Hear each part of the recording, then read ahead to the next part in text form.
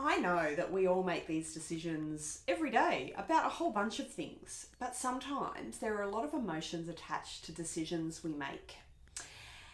And often we feel like there's a hard decision to make, but the decision itself is not hard.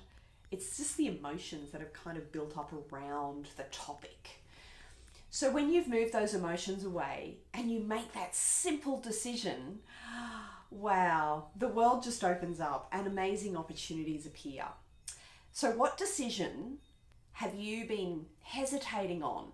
What decision have you gone, not sure if I really want to make that yet?